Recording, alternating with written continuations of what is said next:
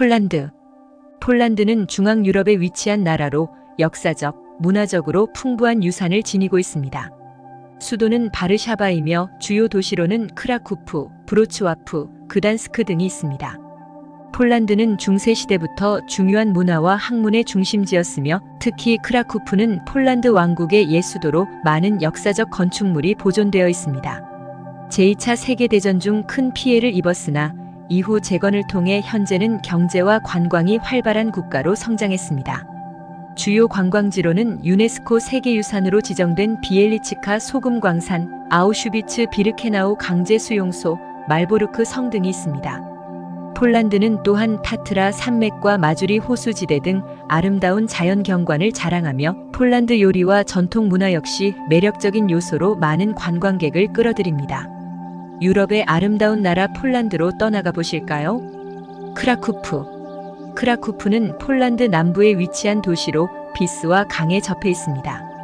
고풍스러운 유럽 문화를 간직한 이 도시는 동시에 5개의 자연 보호구역을 가지고 있어 자연과 역사가 조화를 이루고 있습니다. 크라쿠프는 17세기 초반까지 폴란드의 수도였으며 500여 년간 폴란드 문화의 중심지 역할을 해왔습니다. 고풍스러운 건축물과 유적들이 잘 보존되어 있어 폴란드의 역사와 전통을 생생하게 느낄 수 있습니다. 크라쿠프는 단순히 역사적인 도시만이 아닙니다. 도심 근처에 위치한 오이추브 국립공원은 폴란드에서 가장 작은 국립공원이지만 버려진 성들과 숲, 절벽 등 아름다운 자연 경관을 자랑합니다. 이처럼 크라쿠프는 고풍스러운 유럽 문화와 아름다운 자연이 공존하는 도시입니다. 크라쿠프는 과거부터 폴란드의 문화와 역사의 중심지였지만 현재에도 활발한 문화예술 활동이 이루어지고 있습니다. 유네스코 세계문화유산으로 지정된 구시가지와 더불어 현대적인 건축물들이 조화를 이루며 다양한 축제와 행사가 개최되고 있습니다. 이처럼 크라쿠프는 과거와 현재가 공존하는 도시로 앞으로도 폴란드의 문화와 역사를 이어나갈 것으로 기대됩니다. 바르샤바. 바르샤바는 폴란드의 수도이자 최대 도시입니다. 비스와 강을 따라 자리 잡고 있으며 인구는 약 170만 명으로 폴란드에서 가장 큰 도시입니다. 바르샤바는 오랜 역사를 가진 도시로 과거 유대인 문화의 중심지였습니다. 제2차 세계대전 당시 심각한 피해를 입었지만 이후 재건되어 현대적인 모습을 갖추게 되었습니다. 현재 바르샤바는 폴란드의 정치, 경제, 문화의 중심지로 자리 잡고 있으며 다양한 역사 유적과 문화시설을 보유하고 있습니다. 바르샤바는 버스, 지하철, 전차 등 다양한 대중교통 수단을 갖추고 있어 이동이 편리합니다. 또한 성과 대정원 등 주요 관광지로의 접근성이 좋아 여행객들이 편리하게 도시를 둘러볼 수 있습니다. 과거 전쟁의 폐허 속에서 재건된 바르샤바는 현재 현대적인 모습을 갖추고 있습니다. 기념비적인 문화과학 궁전을 비롯한 다양한 건축물과 함께 활발한 문화예술 활동이 이루어지고 있습니다. 이처럼 바르샤와는 역사와 문화가 공존하는 도시로 발전해 나가고 있습니다. 비엘리치카 소금광산. 비엘리치카 소금광산은 폴란드 크라쿠프 근처의 비엘리치카에 위치한 세계적으로 유명한 관광 명소입니다. 이 소금광산은 중세시대부터 채굴이 시작되어 13세기부터 2007년까지 약 700년 동안 지속적으로 운영되었습니다. 현재는 광산 채굴이 중단되었으나 그 역사적 가치와 아름다움으로 인해 많은 관광객들이 찾는 장소입니다. 비엘리치카 소금광산은 1978년 유네스코 세계유산으로 등재되었습니다. 지하 깊숙한 곳에 위치한 이 광산은 300km 이상의 터널과 수백 개의 방으로 이루어져 있으며 그중 일부는 방문객들에게 공개되어 있습니다. 가장 유명한 장소 중 하나는 성 킹가의 예배당으로 전체가 소금으로 조각된 이 예배당은 아름다운 샹들리에와 조각상들로 장식되어 있어 경이로운 광경을 선사합니다. 관광객들은 약 135m 깊이까지 내려가 광산 내부를 탐험할 수 있으며 다양한 소금 조각상, 호수, 그리고 역사적인 장비들을 감상할 수 있습니다. 광산 내부의 온도는 연중 일정하게 유지되어 쾌적한 관광을 즐길 수 있습니다. 아우슈비츠 비르케나우. 아우슈비츠 비르케나우는 폴란드 오슈비엥친 근처에 위치한 제2차 세계대전 당시 나치 독일의 최대 규모의 강제 수용소이자 집단 학살 수용소입니다. 1940년에서 1945년 사이에 운영된 이 수용소는 110만 명 이상의 유대인, 폴란드인, 집시, 전쟁포로 그리고 기타 나치에 의해 박해받은 사람들이 목숨을 잃은 비극적인 장소입니다. 아우슈비츠 비르케나우는 세 개의 주요 수용소로 구성되어 있습니다. 아우슈비츠 1은 행정 중심지로서 수용소의 본부와 초기 수용소가 있었던 곳이며, 아우슈비츠 2는 비르케나우는 대규모의 학살 수용소로 가스실과 화장장이 설치되어 대량 학살이 이루어졌습니다. 아우슈비츠 3은 모노비츠는 강제 노동 수용소로 주로 공장에서 노동을 강요받은 수감자들이 있었습니다. 1947년 아우슈비츠 비르케나우는 박물관으로 개장되어 그 비극적인 역사와 희생자들을 기리기 위한 기념 장소로 보존되고 있습니다. 박물관은 당시의 생활 조건, 학살의 증거, 수감자들의 유품 등을 전시하여 방문객들에게 잔혹한 역사를 생생하게 전달합니다. 그단스크의 역사는 10세기까지 거슬러 올라가며 중세시대에는 한자동맹의 일원으로 번성한 무역 도시였습니다. 이 도시는 독특한 건축 양식과 역사적인 건물들로 유명합니다. 대표적인 예로는 웅장한 메인 타운홀, 아르투스 법원, 그리고 성모 마리아 교회 등이 있습니다. 성모 마리아 교회는 세계에서 가장 큰 벽돌 고딕 양식의 성당 중 하나로 내부의 천장과 스테인드 글라스 창문이 인상적입니다. 그단스크는 또한 20세기 역사에서 중요한 역할을 했습니다. 1939년 9월 1일 제2차 세계대전이 이 도시의 베스테르플라테에서 발발했습니다. 전쟁 후 그단스크는 폴란드의 영토로 복귀되었습니다. 1980년대에는 자유노조 솔리다르노 운동의 중심지로, 이 운동은 공산주의 정권의 종식과 민주화에 기여했습니다.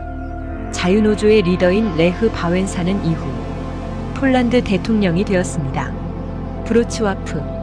이 도시는 폴란드에서 네 번째로 큰 도시로 오데르 강을 따라 여러 섬과 다리로 이루어져 있어 폴란드의 베네치아라고도 불립니다. 브로츠와프는 풍부한 역사와 다문화적 배경을 자랑합니다. 10세기경 설립된 이 도시는 중세시대에는 독일, 보헤미아, 폴란드, 오스트리아 등의 지배를 받았으며, 그 결과 다양한 문화와 건축 양식이 공존하게 되었습니다. 제2차 세계대전 이후 독일로부터 폴란드에 반환되었고, 그 과정에서 많은 독일인이 떠나고 폴란드인이 이주하게 되었습니다. 브로츠와프의 중심부에는 아름다운 구시가지가 자리 잡고 있습니다. 구시가지의 중심에는 유럽에서 가장 큰 시장 광장 중 하나인 리넥 광장이 있으며, 이곳에는 고딕 양식의 아름다운 시청사가 위치해 있습니다.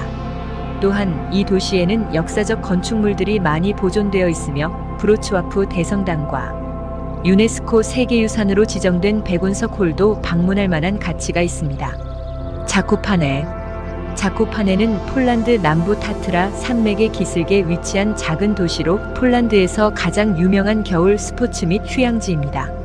폴란드의 겨울 수도라고 불리며 스키, 스노보드, 하이킹 등 다양한 아웃도어 활동을 즐길 수 있는 곳으로 알려져 있습니다. 자코파네는 19세기 말부터 휴양지로 발전하기 시작했습니다. 특히 폴란드 예술가들과 작가들이 이곳에 모여들면서 문화적으로도 중요한 장소가 되었습니다. 전통적인 고랄 문화와 건축 양식이 잘 보존되어 있어 독특한 지역적 특색을 느낄 수 있습니다. 자코파네 스타일이라고 불리는 독특한 목조 건축물들이 도시 곳곳에 자리 잡고 있으며, 이 스타일은 스위스 샬레와 고랄 전통을 결합한 것입니다. 마주리 호수지대는 폴란드 북동부에 위치한 아름다운 자연 경관을 자랑하는 지역으로 2,000개 이상의 호수들로 이루어져 있습니다. 이 지역은 폴란드에서 가장 큰 호수지대 중 하나로 유럽에서도 손꼽히는 자연 휴양지입니다. 마주리 호수지대는 맑고 깨끗한 호수들, 울창한 숲, 그리고 평화로운 마을들이 어우러져 있어 자연을 사랑하는 이들에게 이상적인 장소입니다. 주요 호수들로는 시니아르트비 호수, 마모리 호수, 그리고 니에고친 호수 등이 있으며, 이들 호수는 수상 스포츠와 낚시, 보트 타기에 적합합니다. 이 지역은 자연보호구역으로 지정된 부분이 많아 다양한 야생 동식물을 관찰할 수 있는 기회가 많습니다. 특히 마주리안 조류보호구역은 조류 관찰자들에게 인기가 높습니다.